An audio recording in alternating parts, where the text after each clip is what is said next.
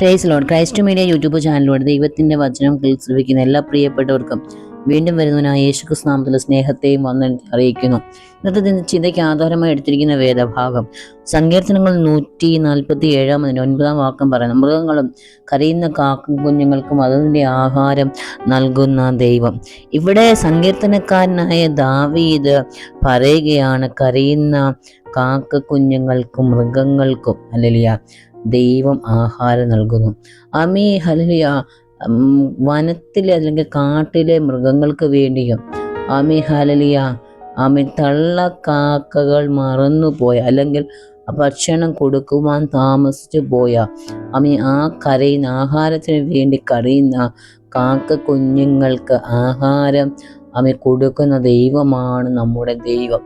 അങ്ങനെയെങ്കിൽ ഹല്ലേലൂയ തൻ്റെ മക്കൾക്ക് വേണ്ടി വിഷയങ്ങൾക്ക് വേണ്ടി നിലവിളിക്കുന്ന കരയുന്ന ആഹാരത്തിന് വേണ്ടിയായിരിക്കുമല്ല ഓരോ ദിവസത്തെ തങ്ങളുടെ ആവശ്യങ്ങൾക്ക് വേണ്ടി ഹല്ലേലൂയ നിലവിളിക്കുന്ന മക്കൾക്ക് വേണ്ടി ഹല്ലേലൂയ ദൈവം കരുതുകയില്ലയോ?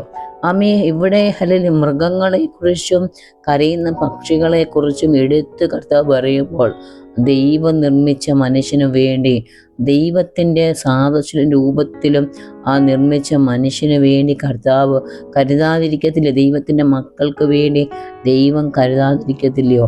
അല്ലെങ്കിൽ ആത്മാവില്ലാത്ത ഹല്ലേലൂയ ഒരു മൃഗങ്ങൾക്ക് വേണ്ടി അല്ലെങ്കിൽ കരുതുന്ന കർത്താവ് ആത്മാവുള്ള തൻ്റെ ജനത്തിന് വേണ്ടി കരുതാതിരിക്കത്തില്ലയോ? ഹല്ലേലൂയ ഇന്ന് ഈ ശബ്ദം കേൾക്കുന്ന നിങ്ങളോട് എനിക്ക് അല്ലെങ്കിൽ ആത്മാവിൽ സംസാരിപ്പാനുള്ളത് മൃഗങ്ങൾക്കും അല്ലെങ്കിൽ കരയുന്ന കാക്ക കുഞ്ഞുങ്ങൾക്കും കാട്ടിലെ മൃഗങ്ങൾക്ക് വനത്തിലെ മൃഗങ്ങൾക്ക് അവിടെ അതിനകത്തുള്ളിലായിരിക്കുന്ന അവിടെ സകല മൃഗങ്ങളുണ്ട് അല്ലേ. ചെറിയ വന്യമൃഗങ്ങളുണ്ട്, കടിച്ചു കീറുന്ന മൃഗങ്ങളുണ്ട്. എന്നാൽ അതിനൊക്കെ ആഹാരം നൽകിക്കൊടുക്കുന്ന ദൈവം ഹല്ലേലൂയ ഒന്ന് പറക്കുന്ന പക്ഷിയെക്കുറിച്ചും ഹല്ലേലൂയ ഓടുന്ന പക്ഷികളെ കുറിച്ചും പറയുന്നത്. കാക്കളെന്ന് പറയുന്നത് അവര് മരത്തിലൊക്കെയാണ് ഇരിക്കുന്നത് അല്ലേ. എന്നാൽ അങ്ങനെയുള്ളവർക്ക് മുകളിലും താഴെയും ഇരിക്കുന്നവർക്ക് വേണ്ടി കർത്താവ് കരുതത്തില്ലയോ എന്ന് ചോദിച്ചു കഴിഞ്ഞാൽ മൃഗങ്ങൾക്ക് പറക്കാൻ കഴിയുകയില്ല, പക്ഷികൾക്ക് പറക്കാൻ കഴിയും. ഈ രണ്ട് ഇനത്തിലുള്ള ഹല്ലേലൂയ അവരെ കുറിച്ചാണ് ചെയ്യുന്നത് തിരുവചനം പറയുന്നത്. മൃഗങ്ങളെന്ന് പറയുന്നത് കരയിലും ഒക്കെ വസിക്കുന്നത്. എന്നാൽ നമുക്കറിയാം വൃക്ഷങ്ങളിലാണ് പക്ഷികൾക്ക്. അപ്പം ഈ രണ്ട് നിലവാരത്തിലുള്ള ഹല്ലേലൂയ വ്യക്തികൾക്ക് വേണ്ടി മൃഗങ്ങൾക്ക് വേണ്ടി കരുതുന്ന കർത്താവ് തൻ്റെ ജനത്തിന് വേണ്ടി കരുതുകയില്ലയോ? ഇവിടെ പ്രധാനമായും പറഞ്ഞിരിക്കുന്നത് മൃഗങ്ങളെ കുറിച്ചാണ്. മൃഗങ്ങളെ കുറിച്ച് ദൈവത്തിന് ദൈവം കരുതാതിരിക്കത്തില്ലയോ? കാട്ടിലെ മൃഗങ്ങളെ കരുതുന്നെങ്കിൽ പക്ഷികളെ കരുതുന്നെങ്കിൽ നിങ്ങൾക്ക് വേണ്ടി കർത്താവ് കരുതാതിരിക്കത്തില്ലയോ? കരയുന്ന കാക്ക കുഞ്ഞുങ്ങളെ കുറിച്ച് ഇവിടെ പറയണല്ലേ.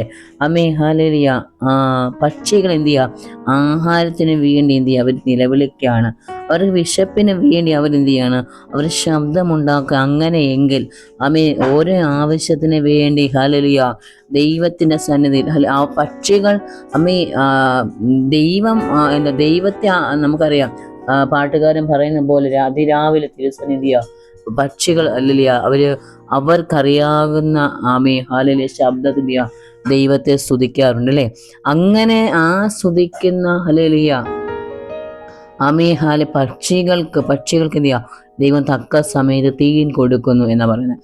അപ്പം അങ്ങനെയെങ്കിൽ ഹല്ലേലൂയ കർത്താവിൻ്റെ ഹല്ലേലൂയ സൃഷ്ടിയായ ദൈവത്തിൻ്റെ മക്കൾക്ക് വേണ്ടി അത് ഹല്ലേലൂയ വ്യത്യാസമില്ലാതെ മുഖപക്ഷമില്ലാതെ പ്രവർത്തിക്കുന്ന ഒരു കർത്താവ് നമ്മുടെ കർത്താവ്.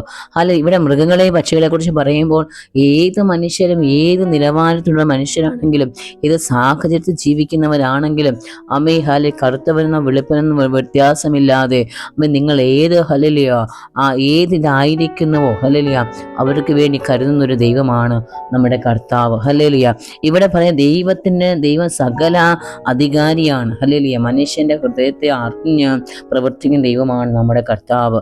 ആമേൻ ഹല്ലേലൂയ എന്ന് പറയുകയാണ്. ആമേൻ സൃഷ്ടികൾക്ക് ദൈവം നൽകിയ സൃഷ്ടികൾക്ക് ആമേൻ ദൈവം ജനിപ്പിച്ച സൃഷ്ടികൾക്ക് എന്ത് ചെയ്യുക, ദൈവം ഭക്ഷണവും ഉപജീവനവും നൽകുന്നു. അവരുടെ കാര്യങ്ങൾക്ക് വേണ്ടി, അവരുടെ ആവശ്യങ്ങൾക്ക് വേണ്ടി ഓരോ ദിവസവും അവരെ ക്ഷേമമായി കർത്താവ് എന്ത് ചെയ്യുക, പുലർത്തുകയാണ്. സ്തോത്രം. മനുഷ്യന് വേണ്ടിയല്ലേ ദൈവം എന്ത് ചെയ്യുക, പ്രവർത്തിക്കും. ഈ കാക്ക കുഞ്ഞുങ്ങൾക്ക് വേണ്ടി, മൃഗങ്ങൾക്ക് വേണ്ടിയും അല്ലെ പ്രവർത്തിക്കുന്ന കർത്താവ് ആമേൻ ഓരോ ആവശ്യങ്ങൾക്ക് വേണ്ടി ദൈവത്തിന്റെ സന്നിധിയിൽ ആമേൻ മുഖത്തേക്ക് നോക്കുന്ന ആമേൻ ഹല്ലേലൂയ ദൈവ മക്കൾക്ക് വേണ്ടി കർത്താവ് കരുതാതിരിക്കുമോ? അതുകൊണ്ടാണ് കർത്താവ് പറയുന്നത്, കരയുന്ന കാക്ക കുഞ്ഞുങ്ങൾക്കും ആമേൻ ഹല്ലേലൂയ മൃഗങ്ങൾക്കും കർത്താവിന് ആഹാരം നൽകി കൊടുക്കും. ദൈവത്തിന്റെ സന്നിധിയിൽ എന്ത് ചെയ്യുക, നോക്കിക്കൊണ്ടിരിക്കുകയാണ്.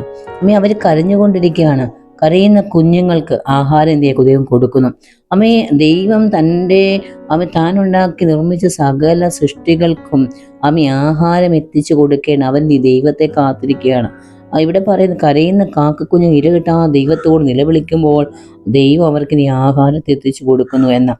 നോക്കുക, ഈ പക്ഷികളെ കുറിച്ച് നമ്മളോട് ദൈവം ഹല്ലേലൂയ ദൈവാത്മാവിനാൽ ഈ പക്ഷികളൊക്കെ നമുക്ക് ചൂണ്ടിക്കാണിക്കുമ്പോൾ ഹല്ലേലൂയ ഇവിടെ ആമേൻ ഹല്ലേലൂയ ആ പക്ഷികൾ എത്രത്തോളം ദൈവത്തിന്റെ സന്നിധി മുഖത്തേക്ക് നോക്കുന്നുവോ അവർക്കറിയാം അവർക്ക് ആഹാരം കിട്ടുവാൻ എന്ത് ചെയ്യുക, ദൈവത്തിങ്കിലേക്ക് നോക്കിയാലേ അവർക്ക് ആഹാരത്തിനുള്ള വഴി ലഭിക്കത്തുള്ളൂ അറിയുന്നത് കൊണ്ട് അവർ എന്ത് ചെയ്യാണ്, മറ്റു മുഖത്തേക്ക് നോക്കുക, സൂക്ഷ്മമായി ദൈവത്തെ നോക്കി നിലവിളിക്കുകയാണ്. പ്രിയരെ ഇന്ന് പകൽക്കാലം ഈ ദൈവവചനം ശ്രവിക്കുന്ന പ്രിയപ്പെട്ടവരോട് എനിക്ക് പറയുവാനുള്ള, നിങ്ങൾ മനുഷ്യരിൽ ആശ്രയിക്കാതെ ഹല്ലേലൂയ സകലവും നൽകിത്തരുന്ന ദൈവത്തെ പൂർണ്ണമായി ആശ്രയിക്കുവാൻ നിങ്ങൾ തയ്യാറാകുന്നെങ്കിൽ നിങ്ങളുടെ വിഷയങ്ങളുടെ നടുവിൽ ദൈവം പ്രവർത്തിക്കാൻ തയ്യാറ്. ഏത് വിഷയമായിക്കോട്ടെ ഹല്ലേലൂയ, ഒരു പക്ഷേ ഹല്ലേലൂയ ഓരോ അന്നൊന്നും വേണ്ടുന്ന പരിമാർഗമായിരിക്കാം നിങ്ങൾ ആഗ്രഹിക്കുന്നത്. ജോലി മേഖലയെക്കുറിച്ച് ഭാരപ്പെടുന്നവരായിരിക്കാം, അല്ലെങ്കിൽ തലമുറകളെക്കുറിച്ച് വിചാരപ്പെടുന്നവരായിരിക്കാം, അല്ല കുടുംബത്തെക്കുറിച്ച് വിചാരപ്പെടുന്നവരായിരിക്കാം. നിങ്ങൾ ഏത് വിഷയമാണെങ്കിലും ഹല്ലേലൂയ അതിൻ്റെ നടുവിൽ ദൈവത്തിന് പ്രവർത്തിക്കാൻ കഴിയും. ദൈവം സർവശക്തനായ ദൈവമാണ്. അതുകൊണ്ട് ദൈവത്തിന്റെ മുഖത്തേക്ക് നോക്കുന്ന ഒരു നാൾ ലജ്ജിച്ചു പോകത്തില്ല. അതുകൊണ്ട് അവങ്കിലേക്ക് നോക്കുന്ന പ്രകാശ അവിടെ മുഖം ലജ്ജിച്ചു പോകത്തില്ല. ആയതിനാൽ ദൈവം നമ്മെ സഹായിക്കട്ടെ. ആമേൻ.